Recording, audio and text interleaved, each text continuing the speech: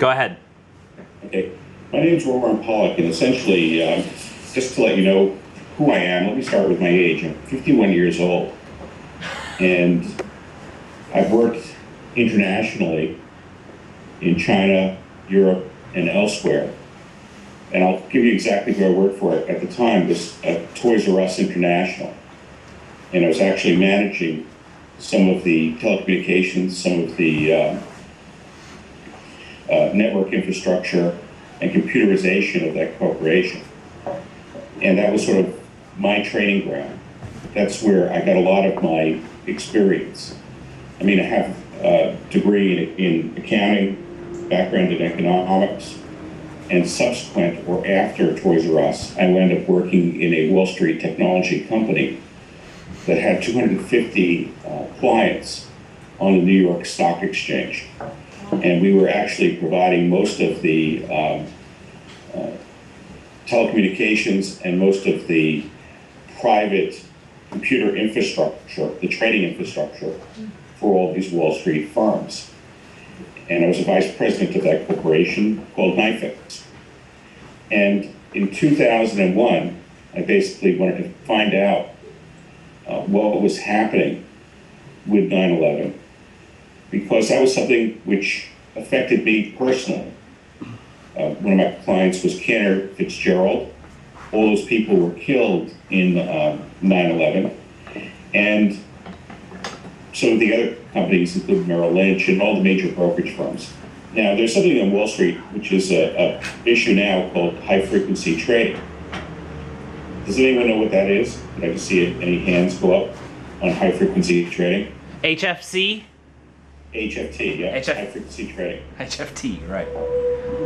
So I don't see any hands, and that's okay, because what high-frequency trading is basically it's a way for people to trade stocks and securities using computer systems in a secret way. And that's one of the controversial issues now with Wall Street. But my talk today to you is about what I would call referential experience, or how to see what's going on in the invisible world. Now, when you're talking about, the reason I started with my age in this talk is because as you grow up, and I'm not a sociologist of any kind, but as you grow up, you learn things about life, and you learn things both technically and the way that things work. I mean, if you're an astute person, you can become what I would call self-actualized. And actually, this is a psychological term called actualization. It's where you're able to realize your potential and to become clear in thinking. Now, part of that clarity of thought has to do with what I would call referential experience. For example, if you're 10 years old, you're seeing things from the perspective of a 10-year-old. If you're 50 years old, you're seeing things from the perspective of 50 years of life experience. If you're 70 years old, it's the same thing. You have your whole life experience to use as a reference point to interpret events and to understand who you are and what's going to happen. It's very interesting to me. I talked recently to my 76-year-old mother, and we were having an argument. And she says, you don't understand how I feel because you have not experienced what I've experienced at 76 years old.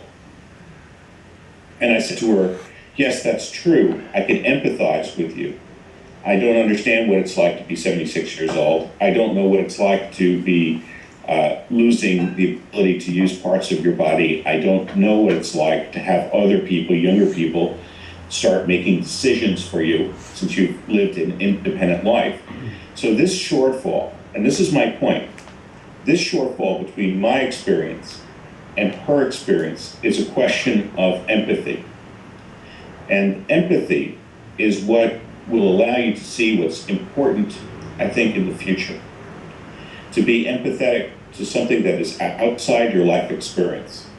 And that's a key point of today's presentation.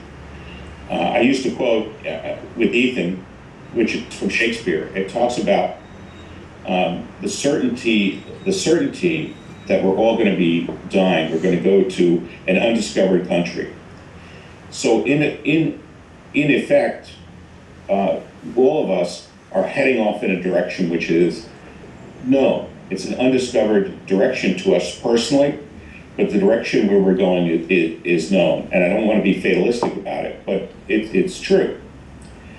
So what I find most interesting now is that very few people can go past their own experience of what they see, both in, let's say, the media, but also what they see in terms of their own experience.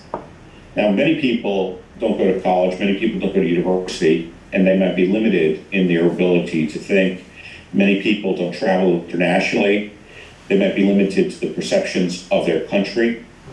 That's certainly the case in the United States. Most of my peers are not a well-traveled lot. And if you think about the United States, it might be considered an island. So the referential experience that the people have is just a localized experience, localized to their understanding of the United States, the world around them. China to them is somewhere that might be very far off. Taiwan is somewhere very far off. And they don't necessarily have the empathy to see things from your perspective. And that's a key factor. And the reason why I'm mentioning this to you now is because from my studies starting in 2001, where I took my accounting background, my international travel background, my business background, and I started to try to think about how the world works, and I've been doing a lot of thinking. And I would say a lot of people go to college now, or university, but they're not smarter than they were when people didn't go to university. And that's actually a rough quotation from Lee Kuan Yew, who is the person that helped Singapore go from third world to first. That's the title of his book. So this sort of idea, this referential experience, is very, very important, but it will only take you a certain point. Say how many people out there are 23 years old? We're all or between 20 and 30. How many people are just a show of hands? How many people are between 20 and 30? 4 of us. 30 and 40? 3 of us. Okay. 3 of us. So you know what you know, but now the question is, what do you need to know that you might not be seeing because of a shortfall in your own referential experience, in your own worldview? Because there's time periods in history which seem to repeat, but become outside of everyone's experience. Now, I wanted to talk about Hurricane Sandy a bit, and I'm living in a house right now which is in the middle of a reconstruction. But that was not anything that anyone here experienced. But that isn't to say that people didn't think about Hurricane Sandy previously. In 1979, some of the planners in New York had envisioned exactly this scenario. And they said at the time, well, we might want to plan for it. Well, did anyone plan for it? And the answer is no. It simply wasn't on the cusp of the experience base that made it something which was relevant, that they might have to actually plan for as a contingency. And then when this event happened, the Sandy event happened, Mayor Bloomberg, who was the mayor of New York City, said that all of the infrastructure of this area failed, and that it was very slow to recovery. And I can tell you that that was definitely the case here. But that seems to be on the surface something which is you're not able to anticipate. But in actuality, you could clearly anticipate this kind of event, and people did in the 1970s. It's the same thing with the World Trade Center in 2001. It was clear to many, this was just an out-of-the-blue surprise. How could this happen? But really, it was something that was totally predictable. And in fact, people did predict that that was going to happen years before. So I think it's very worthwhile to build your own outlook so that you can transcend your experience and see things which are invisible, because things which are visible to you are often false, and things which are invisible often hold much more truth. History is an example of that. History provides us with a rough idea of where we might be going. So when you look at history, of course, there's a bias to the way that history has been written. They say that the victor always writes the history books in terms of war, and that's certainly true. But history has more clarity of thought than does the current moment. And also, there are people who are visionaries. I would like to, I'm a little too humble to think that, but I'd like to think of myself as a visionary. I talk about things which are, I would call outside the box. But I want to be humble in my viewpoint, because I'm humbled every day in terms of what I don't understand and what I don't know. That's the whole point, I think, of life, is to find out what you don't know and what resides in the invisible world. So when I look at other people, I look at Buckminster Fuller, who I study, I look at Carl Sagan, I look at Neil Stephenson, Frederick Paul, and a host of other people that I would consider visionaries. And when I read the work of Frederick Paul, he was a science fiction author in the 1950s and 60s, maybe he's 90 years old, I think now. But he wrote about things which he saw in the future, which were invisible to everyone else. He talked about genetically modified food, artificial foodstuffs. He talked about a culture rich in advertising and marketing, a consumerist culture. So Frederick Paul was able to see into the invisible, into his experience, using his referential experience, using his understanding of life, and then to look forward and see what's going to happen very predictively. And that, I would urge you to take a look at maybe Frederick Paul and read one of his books. They're very simple to read. And you can see how predictive he was. And when we look at other authors, Ayn Rand, for example, who wrote Atlas Shrugged, she was visionary in terms of what I would call the breakdown crisis, which is how global society starts to degrade in its own effectiveness. And that's something which I think is going to affect everyone going forward. I use the term breakdown crisis, because when you look at history, how many Great Depressions were there in history? How many wars have there been in history? What's the history of China? What's the history of Sun Yat-sen? What's his influence in Taiwan? What's his influence in China? What did China look like 100 years back, 500 years back, 1,000 years back, 2,000 years back? And a good place to start is the map. So when you look at a map of China, how many times has it oscillated between unification and being split into different parts? When you look at the map of the United States, what part of the United States was Mexico? What part of the United States which states within the United States were independent countries? So when you look at a map, you can see where things have been and where things have going. And when you look at history, you can see where things have been and where things are going. Where things have been is one of those things which you haven't experienced. Your time frame on Earth is too short to understand, to empathize with what has gone on thousands of years ago. But the more that you can empathize with history, the more that you can empathize with other people, the suffering of other people and the accomplishments of other people, the more that you can see where you personally are going and where your children will be going as well. And that will become critically important in the time to come. Now, I'm talking really about a lot of things, but the core focus that I wanted to talk about was expanding your own experience to understand and be empathetic with history and also with the future. Because when I look at cycles and generational cycles. Does anyone know what generational memory is? Get a show of hands. No, there are no Memory. hands up. Hands up. No I don't hands. see anyone thinking about generational memory. The idea of generational memory is one of my friends is a graduate of MIT, and he runs a website called Generational Dynamics. And he's expanded upon the work of two people, Howe and Strauss, who have developed a theory called generational theory. And it talks about this idea that there are subsequent generations. So there's an 80-year lifespan, let's say, for each person. Will be generous, an 80-year lifespan.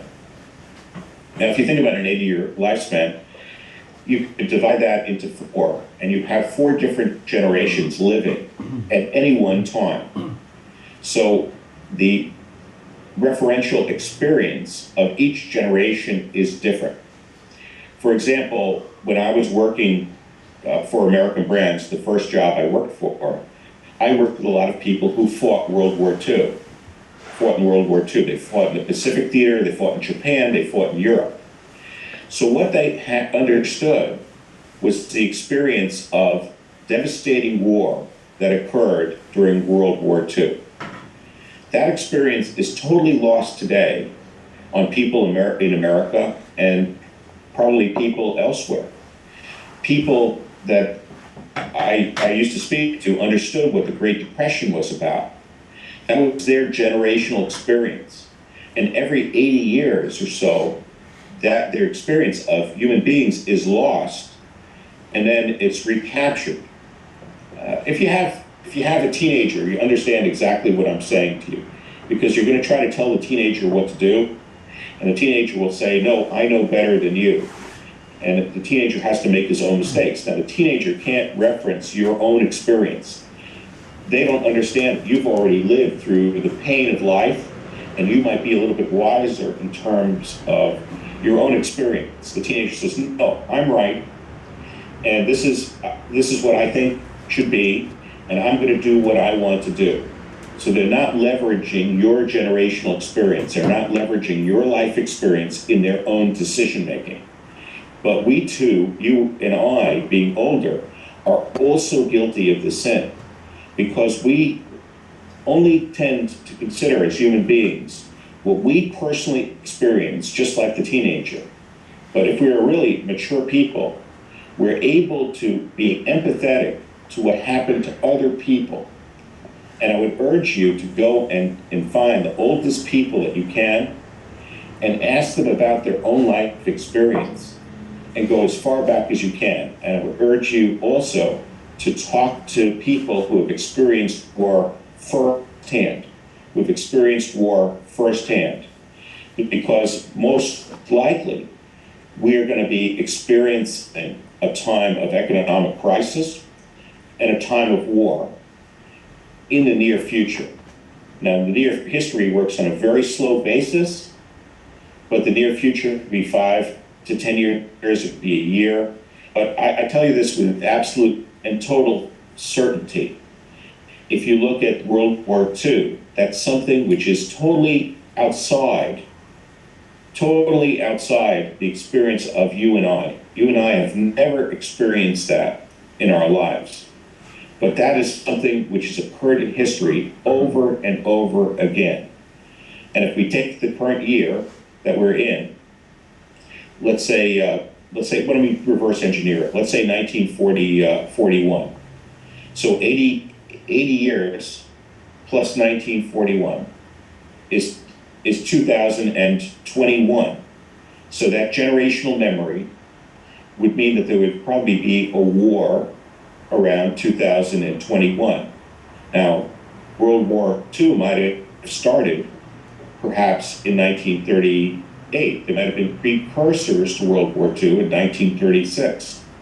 So right now, we may be experiencing some of the same economic and social conditions which caused a war which wiped out millions of people.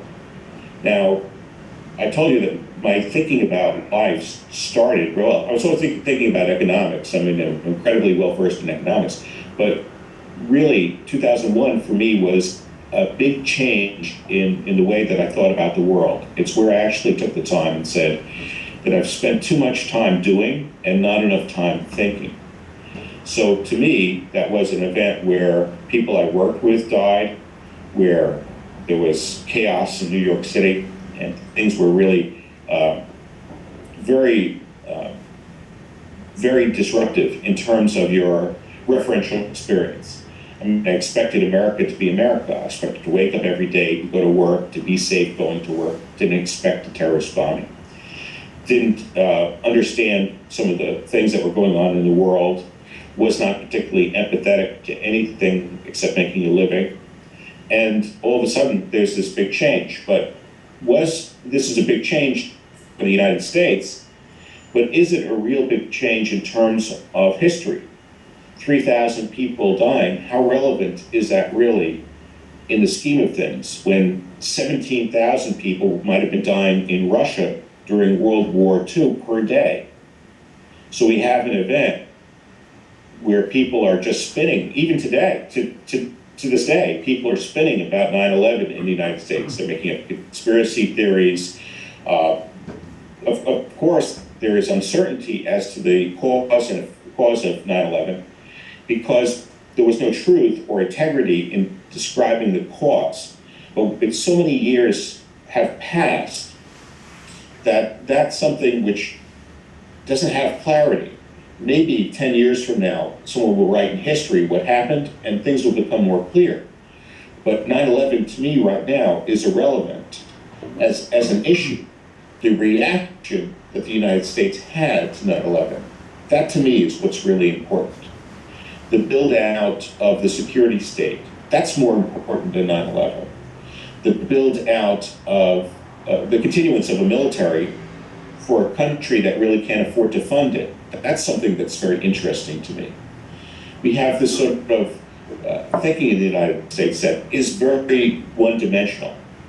And that is, my last presentation was the United States as a paper tiger. I don't want to go on to repeat that presentation.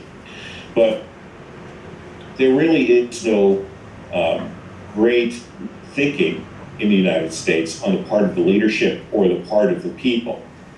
To me, 9/11, people are grasping at straws. Why did it happen? Who caused it? Maybe it's the Israelis, maybe it's the Syrians, maybe it's the Saudi Arabians.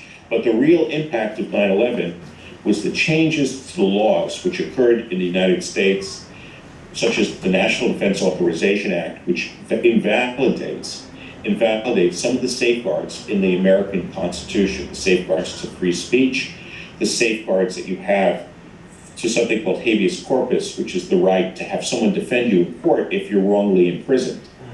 It's a very key construct in the United States Constitution, is that if you were imprisoned falsely, someone could be your advocate and petition the court for your release so that you could get a fair trial. That's out the window in terms of the United States. That no longer exists. The Constitution of the United States is no longer operable. So if you ask me about 9/11 and I see the building collapse, and it's something which affected me personally, it's not as important as the effect that it had on the society, which people can't seem to see here. They can't seem to see the loss of the Constitution.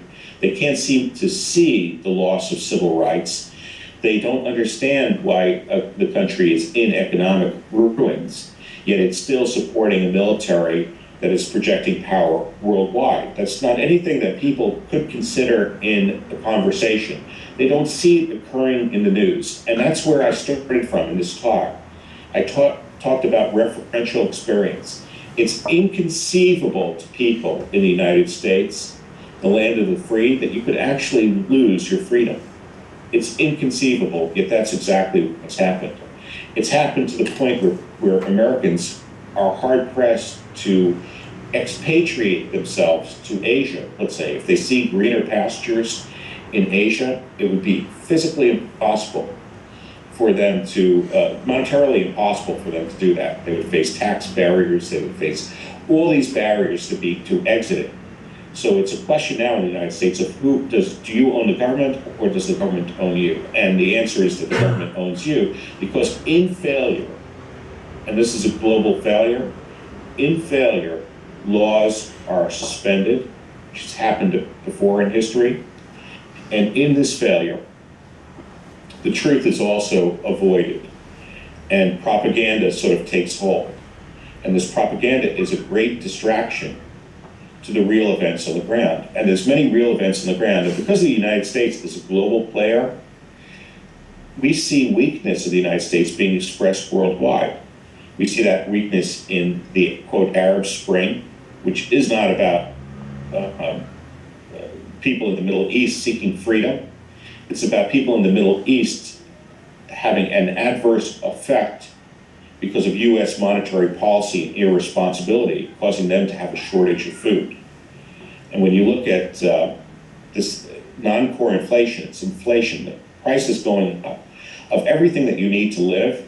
That's in part because of US monetary and US military policy.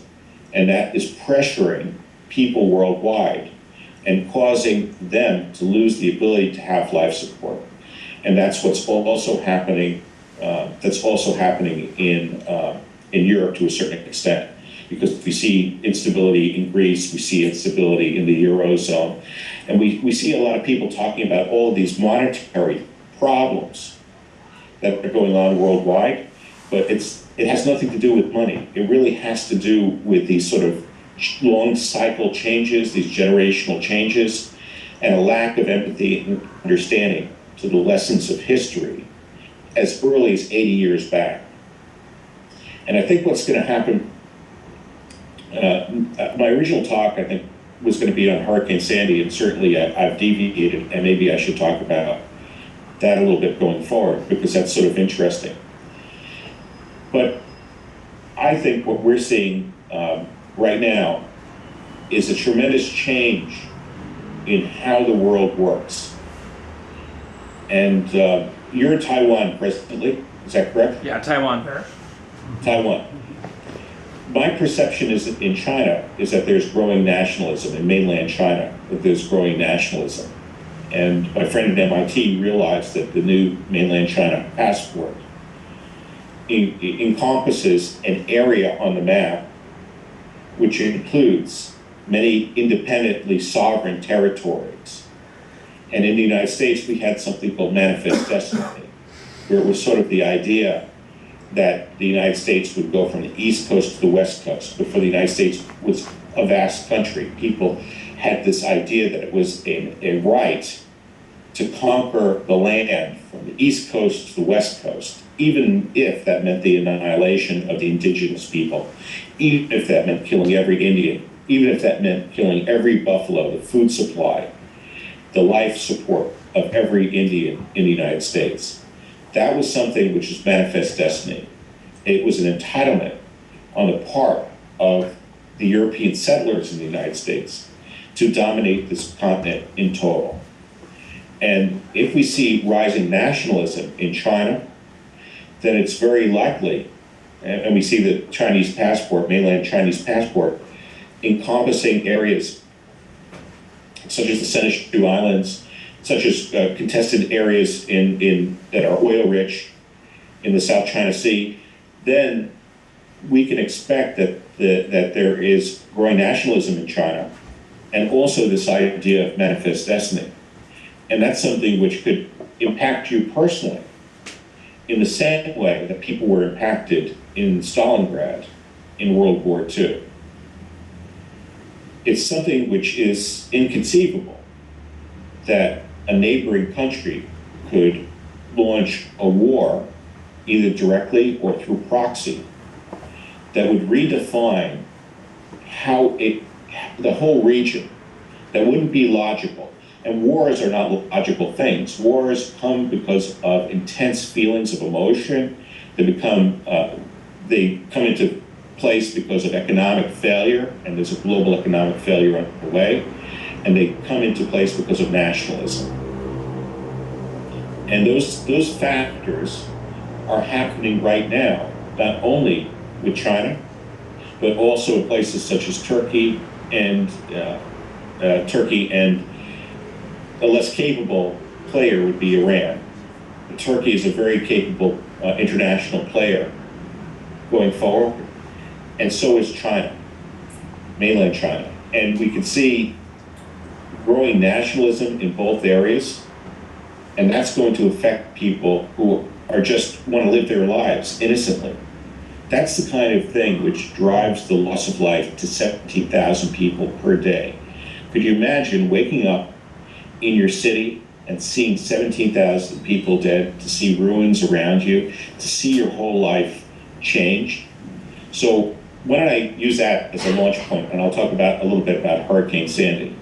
We got just about 5 minutes left, because we'd like to get some time for questions as well. Okay, I just want to talk about Hurricane Sandy, even if we go over a little bit, because I think that's sort of a key thing. And I think it's very interesting, because I don't know how many of you have experienced 4 feet of water coming through your house that's ocean. I don't know if you've ever experienced that, but that's referential experience. Have you experienced that? We get a lot of typhoons, but you get typhoons? My friend had about a foot of water in his living room. One of the last big storms that we had last spring, I think. We don't have carpets though, so it's different. Right. When I think about storms, I have a house in Florida, which is known for hurricanes. So here I'm in New York having a hurricane. So people in Florida might have that referential experience. If you experience a typhoon, you understand what it means. If you haven't experienced a typhoon, you don't know what it means. That's referential experience. If you can't get referential experience for yourself because you haven't lived through something, try to be empathetic to it. If you see somebody that is in a disaster zone because of Fukushima, for example, I'm not familiar with a nuclear meltdown, but they are. And in understanding events, it's very important to have that kind of empathy. And that's what this whole talk is about, because we're most likely to experience things that we haven't experienced before that are going to be of catastrophic nature. Now, when I think of the hurricane here at Sandy, I'm in the New York metropolitan region where there's millions of people, and we're not accustomed to having hurricanes. And in fact, this was not really a hurricane, it was really a storm surge. It was really the ocean sea level changing about 3 meters or so. But when I look at New York, there's a Long Island, which is 120 miles long, which has many beaches, which I like.